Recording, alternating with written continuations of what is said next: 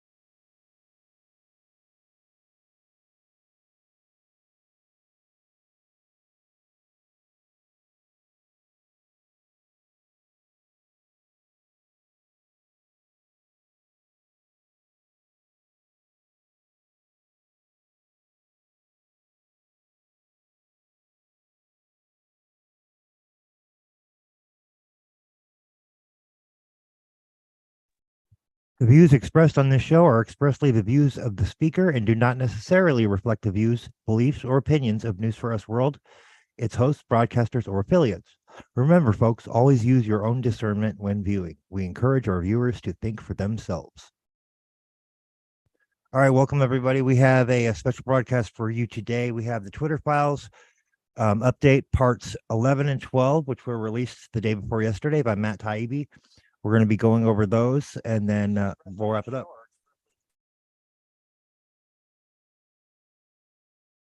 So with that being said, Dottie, you want to give a little intro and kind of give you what do you think is going to be the outcome real quick before we get started so I can finish sharing this out of the Twitter files. What do you think is going to come out of that? I'm not really sure. Who knows? I mean, I know he's, spreading a lot of truth and he's exposing a lot of stuff. So, I mean, we can only see what happens, right? Right. No, absolutely. I mean, I think we have a huge asset and ally now at Twitter with everything going on. I mean, that was a huge deep state asset. You think they lost it? What would they call him, a white hat? You think he's? I think he's working for the white hats. Yeah, I wouldn't say per se he's a white hat per se. He's a businessman. Like most businessmen, you go with what's gonna make you money. But I do definitely think he was basically made to play ball, and work for them. So I do think he's more a white hat than not. Do I think that he's 100%, on his own? No, I think that he's his skills and talents have been utilized by the white hats, in my opinion. Yeah, I would agree. He obviously is playing a role. That's why he got Twitter. So right. I mean, that was a strategic move, I believe. I agree. All right, so let me bring up the article here real quick, and then we'll get started.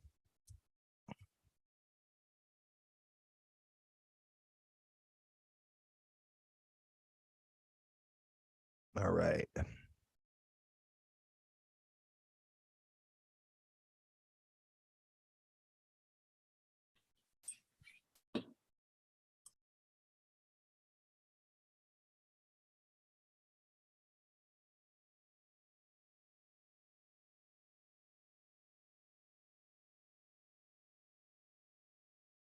Can you see my screen okay, Dowdy? Yeah, I can see your screen just fine. Cool. All right, awesome. All right, let's go to where the updates are at, folks. Okay. Down here to right here.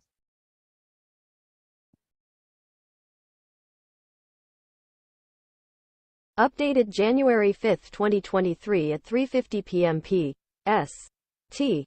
to reflect the release of the Twitter files parts 11 and 12.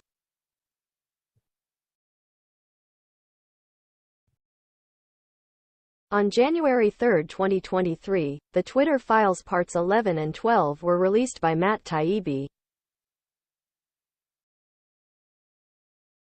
The Twitter files part 11: How Twitter Let the Intelligence Community In.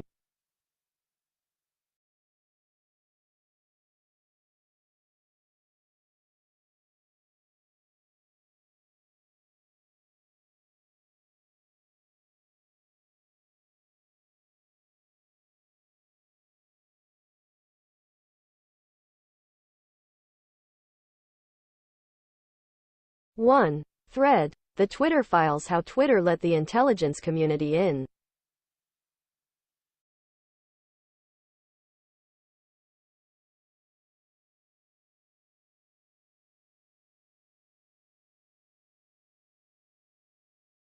Two. In August 2017, when Facebook decided to suspend 300 accounts with suspect. 2. In August 2017, when Facebook decided to suspend 300 accounts with suspected Russian origin, Twitter wasn't worried. Its leaders were sure they didn't have a Russia problem. 3. We did not see a big correlation. No larger patterns. FB may take action on hundreds of accounts, and we may take action on approximately 25.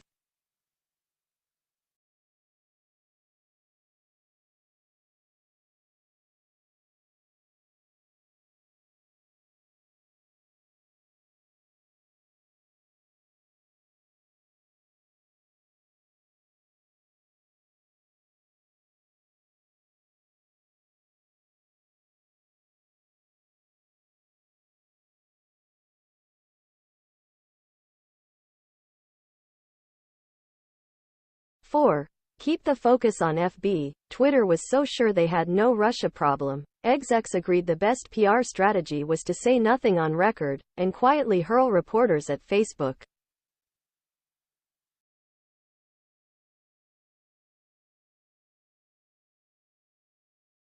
And here's that image, folks, from that thread.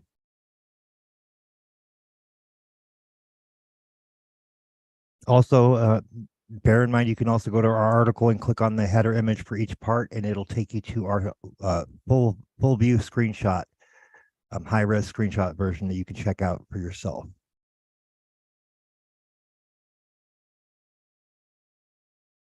Five. Twitter is not the focus of inquiry into Russian election meddling right now. The spotlight is on FB, wrote Public Policy VP Colin Crowell.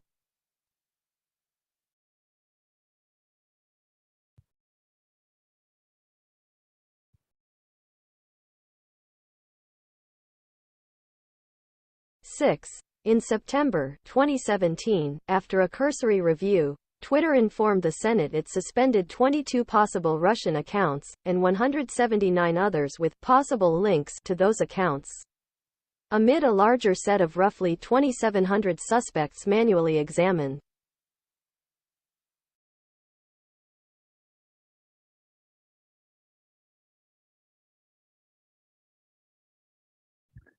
Seven, receiving these meager results, furious Senator Mark Warner of Virginia, ranking Democrat on the Intelligence Committee, held an immediate press conference to denounce Twitter's report as frankly inadequate on every level.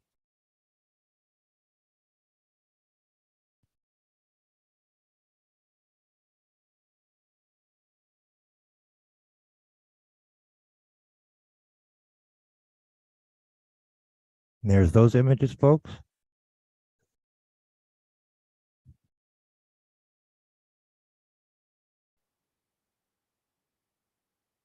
Eight, hashtag irony, mused Crowell the day after Warner's presser, after receiving an e-circular from Warner's re-election campaign, asking for $5 or whatever you can spare. LOL, replied General Counsel Sean Edgett.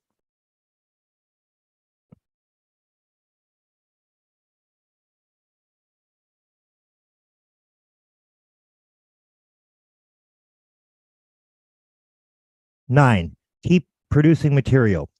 After meeting with the congressional leaders, Crowell wrote, Warner has political incentive to keep this issue at the top of the news, maintain pressure on us and rest of industry to keep producing material for them.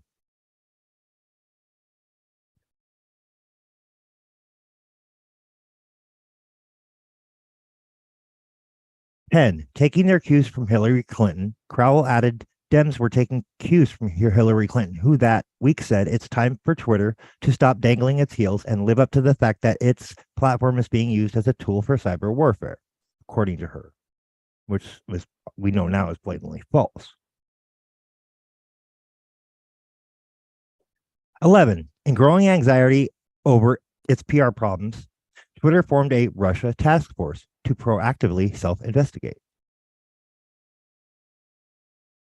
And this is dated October 2nd, 2017, folks.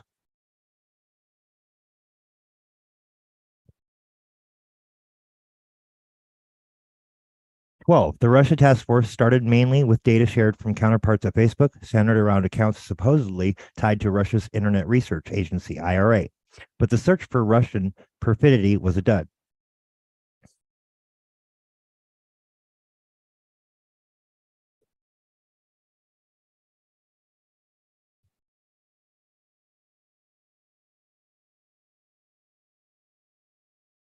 And as you can see, Wednesday, October 11th, 2017, TLDR, we have initial list of suspicious advertising content, a lot of benign content, need to further investigate before we can draw a conclusion. Exec status updates, ads investigation, TLDR. Models built that produce lists of tweets found 8,000 around election content and a further 700 accounts with potential lists of accounts with Russia links. Deeper analysis required before determining if connection between lists and Russia. Group will do manual reviews with legal/comms around the next phase to align on approach and narrow down lists to confirm connections and quantify.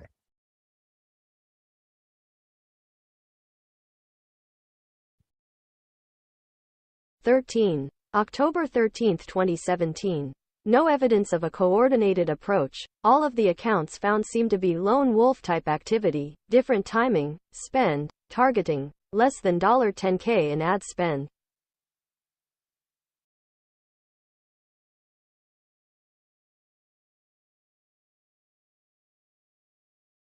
And here's that image, folks. We have found suspicious accounts which demonstrate our investigation strategy is working. However, we see no evidence of a coordinated approach. All of the accounts found seem to be lone wolf type activity, different timing, spend, targeting, less than 10K in ad spend. Exec status updates. Ad investigation. Manual review has begun with 6 accounts identified with some signal to Russia, mostly login driven. Have been identified with election activity. 2 of 6 are RT accounts already identified. Deeper analysis required, but at first pass, it would suggest that these are low spend isolated actors rather than anything significant. Please do not share beyond this group. Link to top level summary.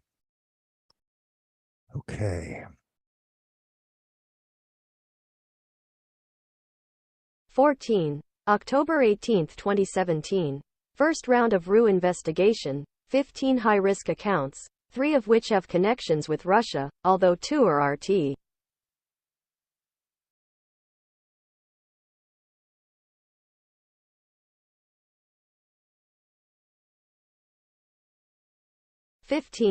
October 20, 2017. Built new version of the model that is lower precision but higher recall, which allows to catch more items. We aren't seeing substantially more suspicious accounts.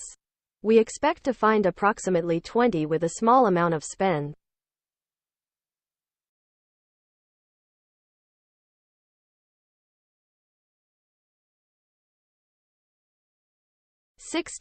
October 23, 2017. Finished with investigation, 2500 full manual account reviews. We think this is exhaustive, 32 suspicious accounts and only 17 of those are connected with Russia. Only 2 of those have significant spend, one of which is Russia Today. Remaining less than $10K in spend.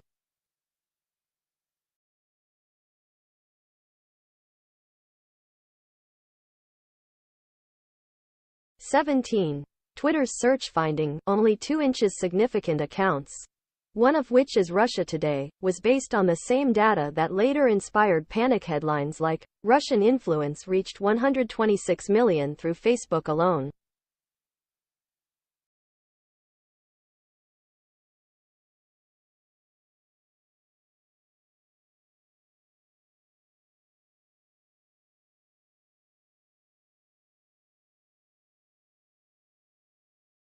And there's a screenshot of that article, folks.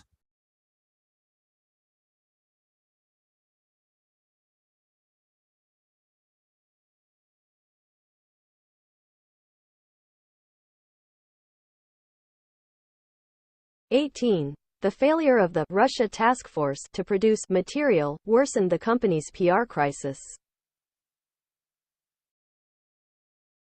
19. In the weeks after Warner's presser, a torrent of stories sourced to the Intel Committee poured into the news, an example being Politico's October 13.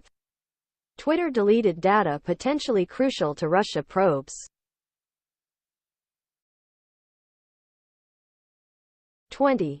Were Twitter a contractor for the FSB, they could not have built a more effective disinformation platform. Johns Hopkins professor, an Intel Committee expert, Thomas Rid told Politico.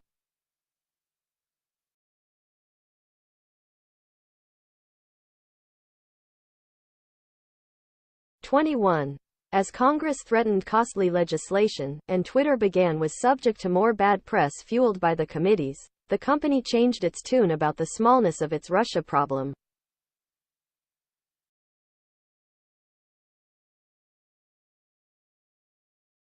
22. Hi guys.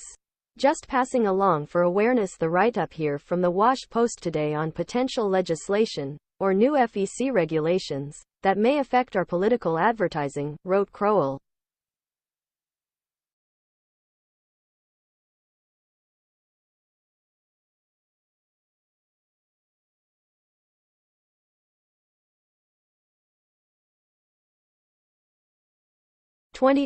Hi guys. Just passing along for awareness the write-up here from the Wash Post today on potential legislation, or new FEC regulations, that may affect our political advertising, wrote Crowell.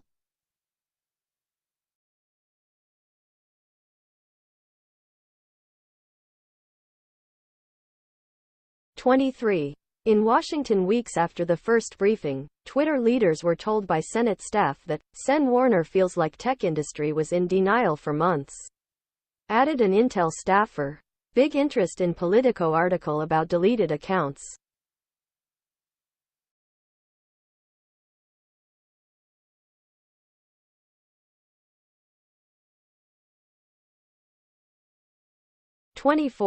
Twitter pledged to work with them on their desire to legislate.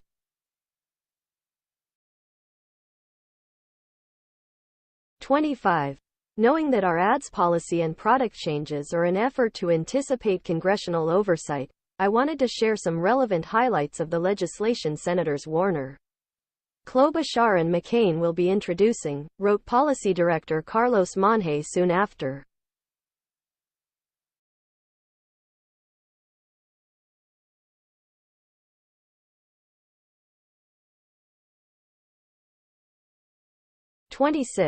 The committees appear to have leaked, even as Twitter prepared to change its ads policy and remove RT and Sputnik to placate Washington. Congress turned the heat up more, apparently leaking the larger, base list of 2,700 accounts.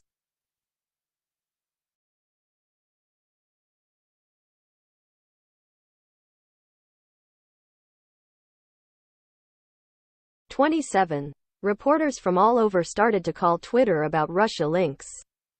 BuzzFeed, working with the University of Sheffield, claimed to find a new network on Twitter that had close connections to Russian link bot accounts.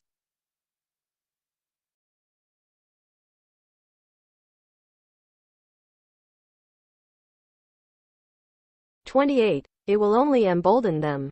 Twitter internally did not want to endorse the BuzzFeed, Sheffield findings.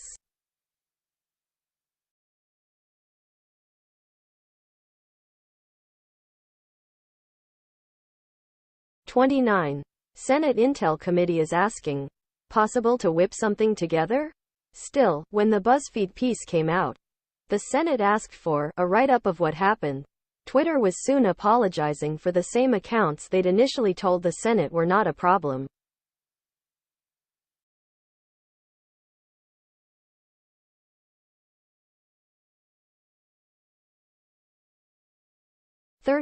Reporters now know this is a model that works. This cycle, threatened legislation, wedded to scare headlines pushed by congressional intel sources, followed by Twitter caving to moderation asks, would later be formalized in partnerships with federal law enforcement.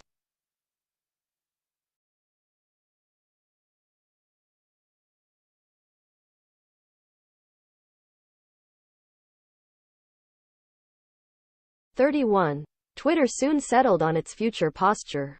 In public, it removed content at our sole discretion. Privately, they would offboard anything identified by the U.S. intelligence community as a state-sponsored entity conducting cyber operations.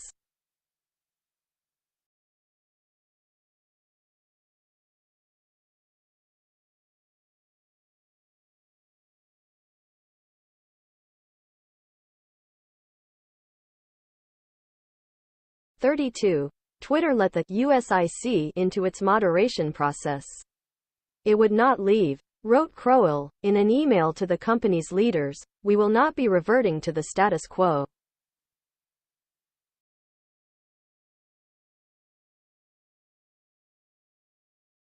And here's a screenshot from 31 and then 32, respectively. External offboarding policy. Your use of Twitter services is subject to Twitter's ad policies, available at twitter.com/ads policy.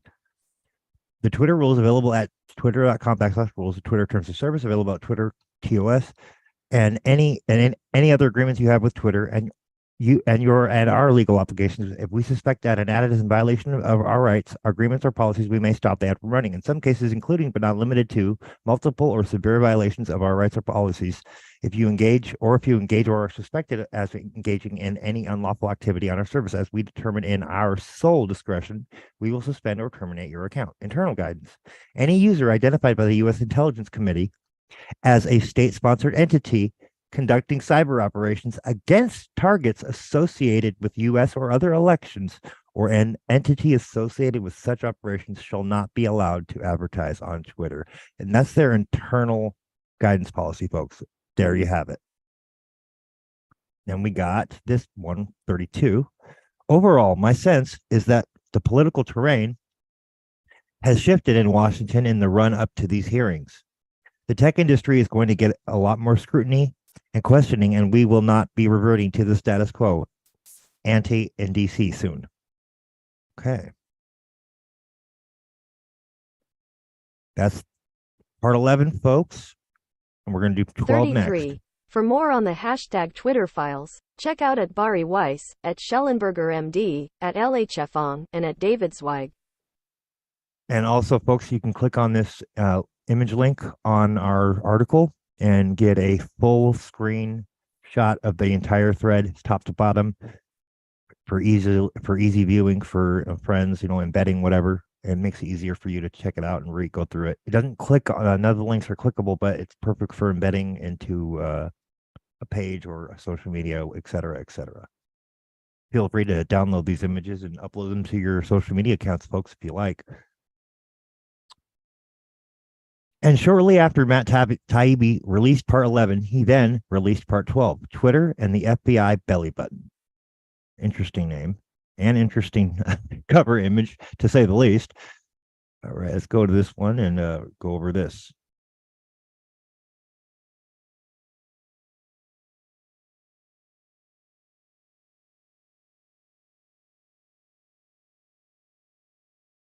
One. Thread, the Twitter files, Twitter and the FBI, belly button. 2. By 2020, Twitter was struggling with the problem of public and private agencies bypassing them and going straight to the media with lists of suspect accounts. 3. In February 2020, as COVID broke out, the Global Engagement Center, a fledgling analytic intelligence arms of the State Department, went to the media with a report called Russian Disinformation Apparatus Taking Advantage of Coronavirus Concerns.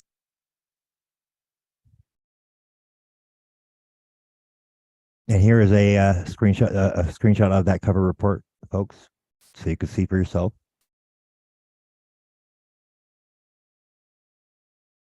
4. The GEC flagged accounts as Russian personas and proxies based on criteria like describing the coronavirus as an engineered bioweapon, blaming research conducted at the Wuhan Institute, and attributing the appearance of the virus to the CIA. So they were shadow banning and banning people's accounts based on those criteria, which is, well, considering what we know now, the 2 out of those 3 turned out to be true. So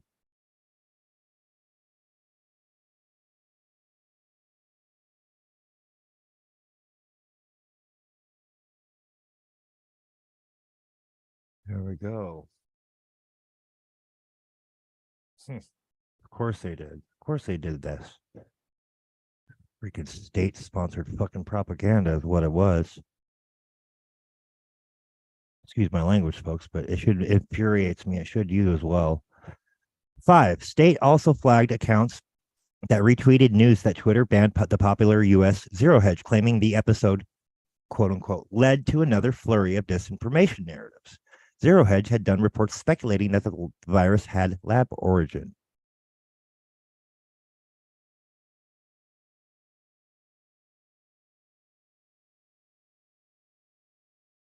Six. The GEC still led directly to news stories like the AFP's headline, Russia-linked disinformation campaign led to coronavirus alarm, US says, and a Politico story about how Russian, Chinese, Iranian disinformation narratives echo one another.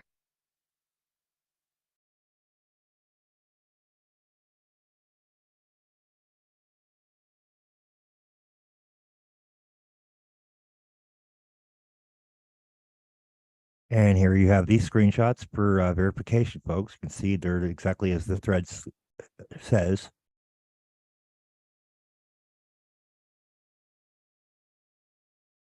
For the sake of time, you can go check these out on the article or on the thread itself. If you like, folks, just going to do a quick view of them so we can get to the rest of the thread.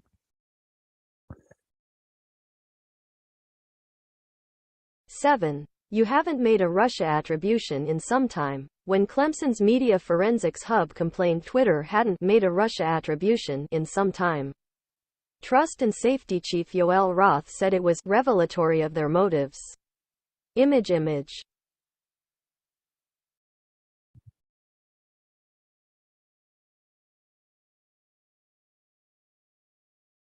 8. We're happy to work directly with you on this.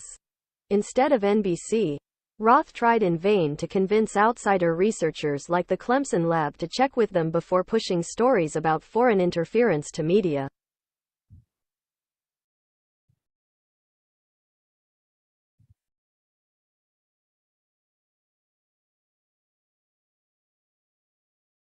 Nine. Twitter was also trying to reduce the number of agencies with access to Roth. If these folks are like House Homeland Committee and DHS, once we give them a direct contact with Yoel, they will want to come back to him again and again, said Policy Director Carlos Monje.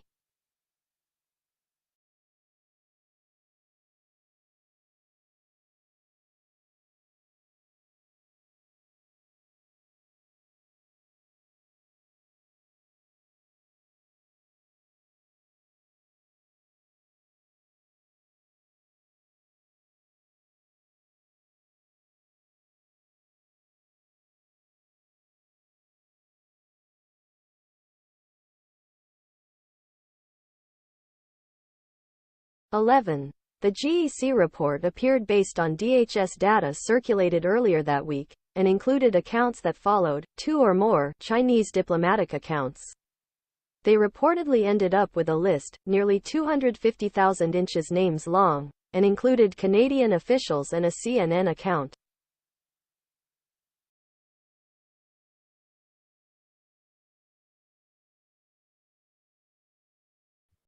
And here's those screenshots. I am assuming that the policy/comms folks on their side haven't reviewed the list line by line. So curious how they'd react if if told their analytics colleagues had included the Canadian military and CNN. Oh well. Hi, I can at least share from the press side that CNN heard they have nearly 250,000 accounts. A State Department spokesperson told CNN that the GEC provided Twitter with a small sample of the overall data set that included nearly 250,000 accounts, adding that it was, quote, not surprising that there are authentic accounts in any sample.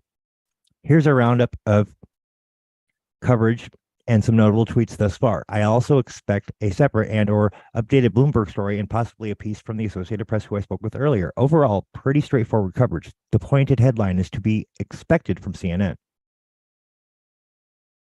Hi, Nick. This is the transmittal information state. We are providing these 5,500 accounts that display inorganic behavior and follow 2 or more of the 36 Chinese diplomatic Twitter accounts that we have identified in the report. Due to the fact that these accounts follow 2 or more of these diplomatic accounts and a good portion of them are newly created, we believe that they are suspicious. This is shared for your situational awareness and no action is requested. Per our call, we stand by for any communications you'd like to pass related for our special envoy and also already should you request an additional call to discuss the report or data. They flagged on yesterday's call that this report will be a major focus of the special envoy's briefing.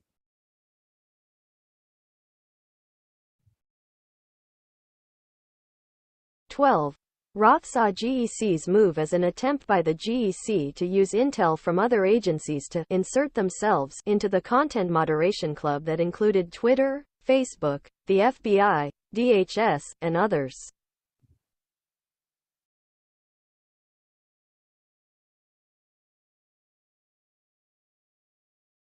The GEC was soon agreeing to loop in Twitter before going public, but they were using a technique that had boxed in Twitter before. The delta between when they share material and when they go to the press continues to be problematic, wrote one comms official.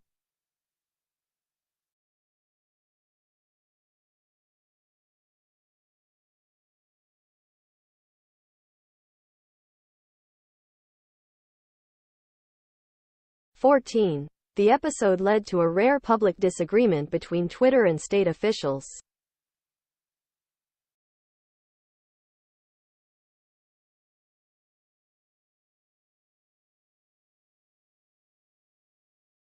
And here's a screenshot of that.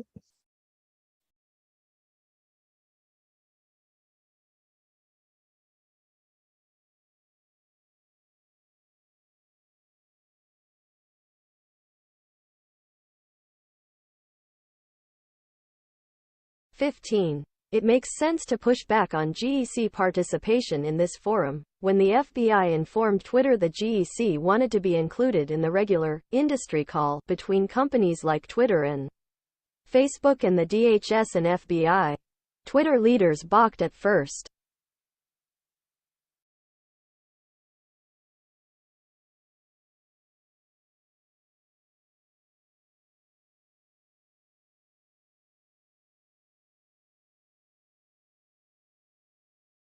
There's the screenshot. It says, I think it makes sense to push back on GEC participation in this forum. Thanks. That was from, I'm not sure who it was from, but it's to Stacy Cardale.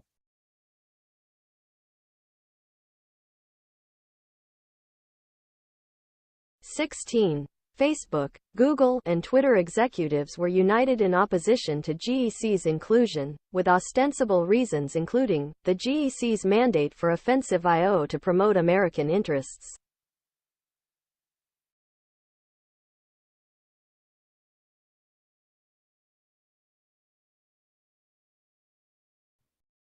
I'm going to go ahead and read this for you folks. From Yoel Roth to Stacy Cardale and a few others. Privileged and confidential. Hi team, wanted to share some news I just received from at Facebook. Our partners at the FBI made the decision to add representatives from the State Department GEC to this week's industry/government election security meeting. Facebook pushed back based on our past discussions, and FBI ultimately removed GEC, but they've indicated that they will be explicitly advocating for GEC to join these meetings going forward. Google and I are aligned that GEC's presence in these meetings is problematic for several reasons, including the GEC's mandate for offensive input-output to promote American interests, the relative lack of discretion and caution from senior GEC leadership in sharing reports and analysis based on shaky methodology, a limited track record of successful collaboration with industry, especially as the election heats up in the coming months. Introducing an actor like GEC to what has to date been a stable and relatively trusted group of practitioners and trusted my ass and experts poses major risks and could undermine a channel of significant importance to our election security efforts. I know that we're investing in building a relationship with GEC. Any feedback on the basis of these conversations that we should bear in mind? Do you think it's possible to see if we can get any more intel on where this is coming from our contacts at the Bureau? Thanks, Yoel.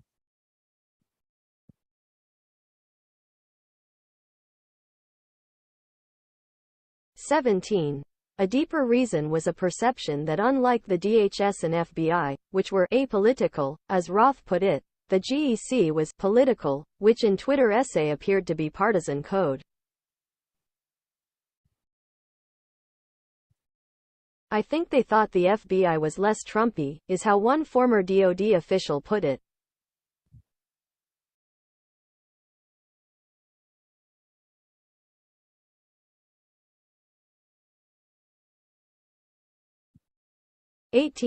After spending years rolling over for Democratic Party requests for action on Russia link accounts, Twitter was suddenly playing tough. Why? Because, as Roth put it, it would pose major risks to bring the GEC in, especially as the election heats up.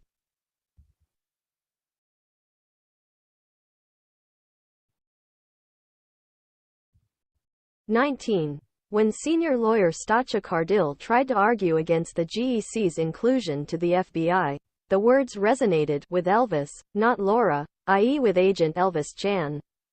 Not Foreign Influence Task Force, FITF, Unit Chief Laura Demlow.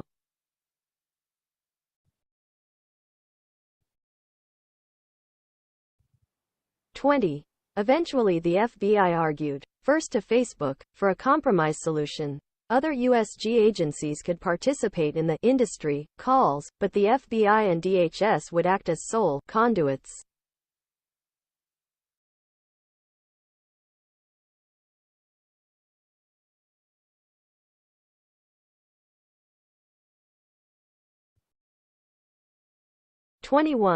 Roth reached out to Chan with concerns about letting the press happy GEC in, expressing hope they could keep the circle of trust small.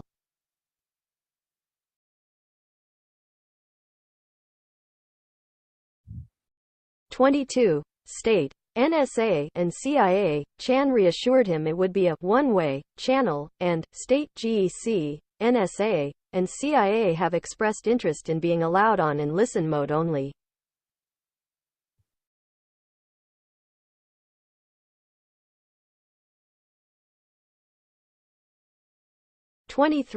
Belly button, we can give you everything we're seeing from the FBI and USIC agencies, Chan explained. But the DHS agency CISA will know what's going on in each state. He went on to ask if industry could rely on the FBI to be the belly button of the USG.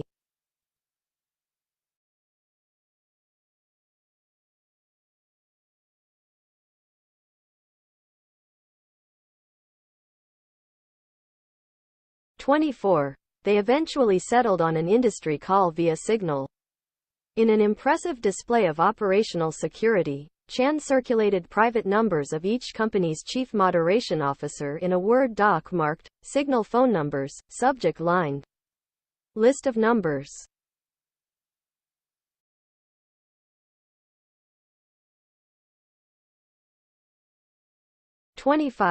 Twitter was taking requests from every conceivable government body, beginning with the Senate Intel Committee, SSCI, which seemed to need reassurance Twitter was taking FBI direction. Execs rushed to tell Team SSCI they zapped 5 accounts on an FBI tip.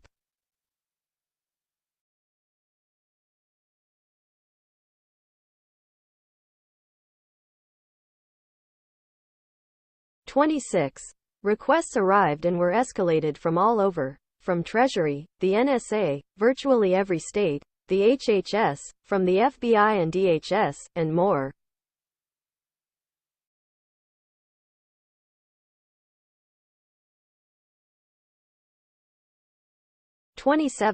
They also received an astonishing variety of requests from officials asking for individuals they didn't like to be banned. Here, the Office for Democrat and House Intel Committee Chief Adam Schiff asks Twitter to ban journalist Paul Sperry.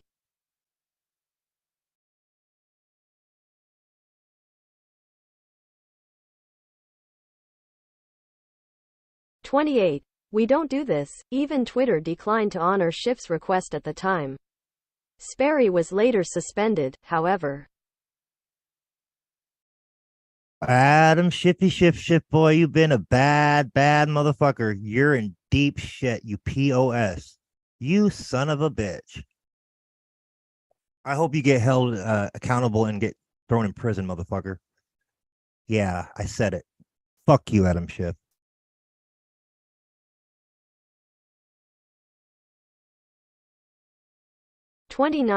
Twitter honored almost everyone else's requests. Even those from GEC, including a decision to ban accounts like at rebel protests and at BRICS Media because GEC identified them as GRU-controlled and linked to the Russian government, respectively.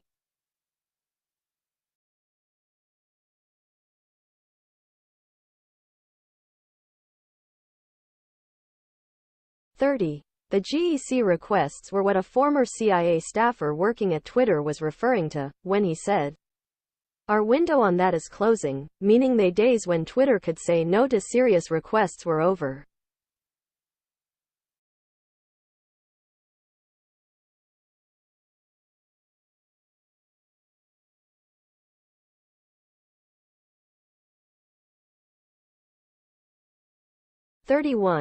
Remember the 2017 internal guidance in which Twitter decided to remove any user identified by the U.S. intelligence community as a state-sponsored entity committing cyber operations? By 2020, such identifications came in bulk.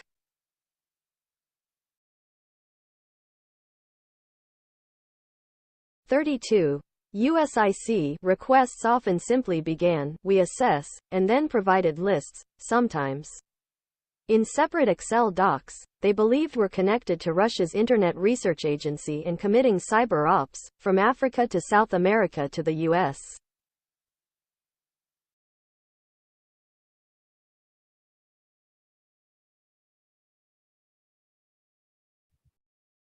All right, let's take a look at these screenshots, folks. I think this is relevant.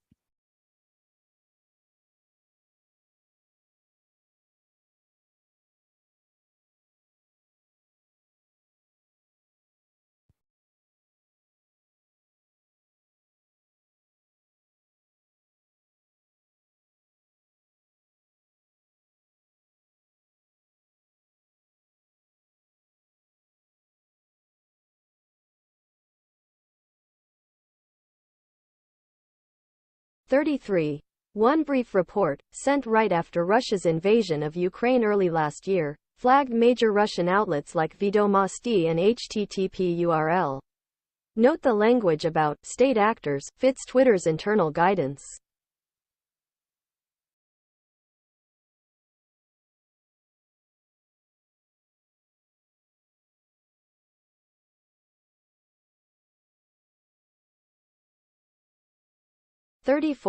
Some reports were just a paragraph long and said things like, the attached email accounts were possibly used for influence operations, social media collection, or social engineering. Without further explanation, Twitter would be forwarded an Excel doc.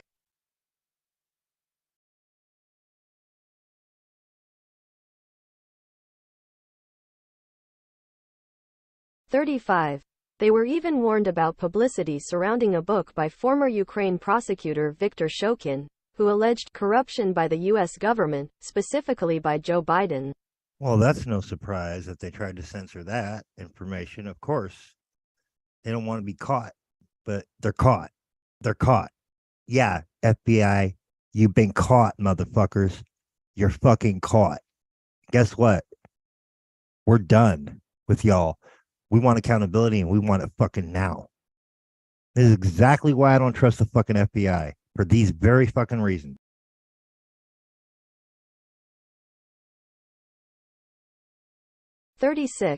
By the weeks before the election in 2020, Twitter was so confused by the various streams of incoming requests, staffers had to ask the FBI which was which.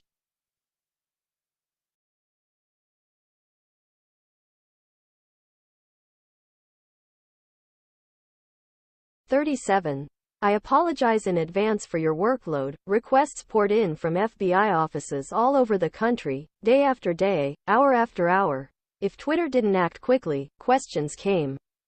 Was action taken? Any movement?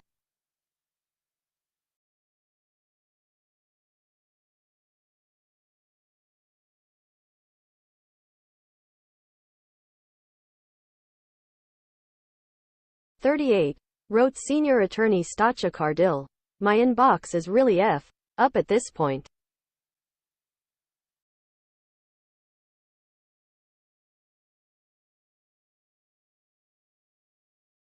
It all led to the situation described by Schellenberger MD 2 weeks ago, in which Twitter was paid $3,415,323, essentially for being an overwhelmed subcontractor.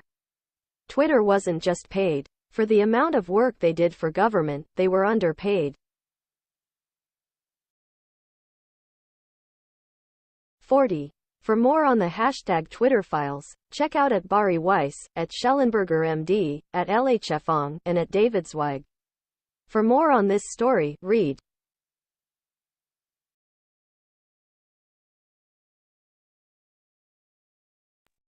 All right, so that was that. And let me just finish up the little article because we're going to do updates as they come. So you can go ahead and click on this link here, folks, on our article, and it will take you to the screenshot, full res screenshot image for part 12 for embedding purposes or for social media sharing, whatever you folks feel like you want to use it for. This is open to the public for free. We do not have ads on our platform. This is by the people, for the people, grassroots news. You're free to look at this information, use it as you see fit, share it, whatever. We will update this article as needed as more Twitter file installments are released in order to reflect the updates. Okay. The links for that article are in the description, folks. So Dottie, would you like to come on camera and kind of give us your thoughts on that? And then we'll have a little back and forth on it. What we think. I can't come on camera, but we can talk about it. Yeah, go for it. I'm so confused with everything. What is going on? What is going on in this world? Like, I know, but you see like the implications of this, right?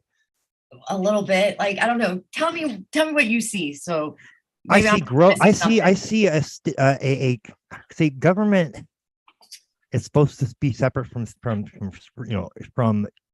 influence of private companies. Basically, they're not supposed to collude like that to censor people. That's against the law. Well, it's against the Constitution. It's against our, especially to silence political opponents, which is what they were doing. So yeah, no, I mean, it's very obvious to me that what we're seeing play out now is the exposure of these bad actors in power, and they're being exposed. I mean, just think about it. How bad and how hard did they try to smear Trump for the 4 years he was in office? Terribly. And then some? Like, what? And you could tell it was so obvious. You could feel the intent behind it, even in like some of the Hollywood reboots and stuff and shows they do. They was riddled with political fucking propaganda. Everything you would watch, it was ridiculous. I was like, wow. They do that to people that are usually on the right path, Exactly. And with what you and me had watched the other day, the Plan to Save the World, which puts a lot of shit in context if you really think about it and look into it. Which I want to do a podcast on that. I want to do a podcast on that and share that with our viewers in the near future, so they have context as well, because it's important everybody be aware of this stuff too. Well, hopefully this stuff gets out there, because maybe it'll get people to start thinking about how much they've been lied to, how much the government really has been against the people, and some of the things that they have been doing that most people are just so asleep to. Yeah, and the mainstream's not going to cover would never do that. It's funny where we're at right now, because there was a time when all we had was the MSM. There was no such thing as social media, not as it exists today. And there was a time when it was unthinkable. It was unfathomable that the vast majority of people would get their news from social media. But yet here we are. I mean, just look at why this platform has been utilized and taken back, why it's such an important chess piece on this board. It's because that's where all the normies are at. And that's where you're going to reach the freaking normies, is Twitter. Other platforms like these, so Truth Social and all that, yeah, they're great, but they're mostly echo chambers. And so what you want is to be able to really reach people. You have to get, because you have to go to the places where the normies are going to be at. Well, what I hear, like, Twitter's the new news outlet or something like that. I heard somebody saying that, like, that's where like people like you or I that would go to, like, present the news for people, basically. No, well, I mean, that's pretty much what we're already doing. Like, when we do a podcast, we stream to Facebook, YouTube, Rumble, Twitter, Twitch, and a couple others. And which reminds me, Elon, if you're paying attention to this, please fix the live streaming for your new Twitter, because I've been really wanting to do the Twitter files coverage on Twitter, but I have not been able to, because your streaming creator studio is not quite functional yet. So please fix that. I'm really excited about all the new features you've implemented so far. I just would like to see it actually working, but thank you. Please fix that ASAP. Thank you very much. And I need my blue Twitter verified status. I'm waiting on that too. So what is the connection between these files being dropped and the Biden laptop? Okay. Well, this particular 2 installments were relating to COVID, but as far as the Biden laptop goes, there's definitely a connection. There's definitely a connection. Because like the previous Twitter files, they covered a lot of that. Basically, they suppressed the Hunter Biden laptop story around the time of the election, which is completely illegal, especially illegal if you got the government entities colluding with private companies, you know? Right. So that came out with all the previous Twitter file drops. There's so much more to come. This is only, I think, like the first or second set of installments for the COVID Twitter files. Apparently, there's more to come that's going to pretty much put Fauci in the crosshairs for prosecution. Hopefully. Isn't he already? I hope so. I hope. Well, no, I don't know. I didn't mean like that, but I meant like as far as accountability goes. No, that's what I mean. I already thought he was already headed that way a long time ago.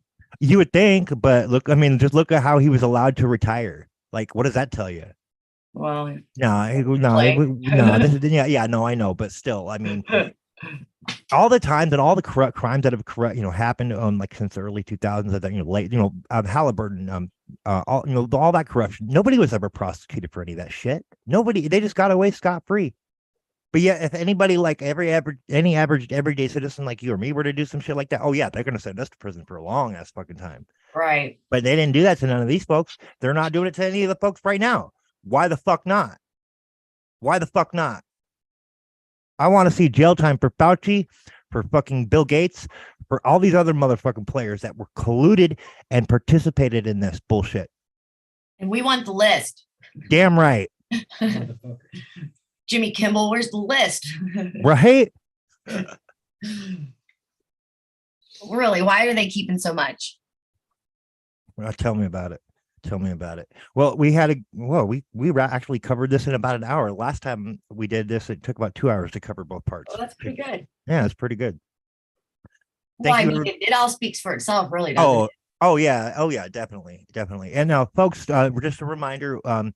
So the way we've been doing the coverage on the Twitter files deep dive is we're doing two parts. Part one is we're going to go over all the Twitter file drops as they come, and then part two, after all the Twitter files have been released, we're going to go through each one for part two and verify each fact and source independently of the sources that were used for by these journalists that are releasing these Twitter files, so we can have some third-party corroboration ourselves and prove beyond a shadow of a doubt for you guys that this is true or not, either or, whatever pans out. We're going to go with the facts. So I'm excited about that. We're also going to be doing the Biden laptop report as soon as I finish that article. There's so much going on right now, folks.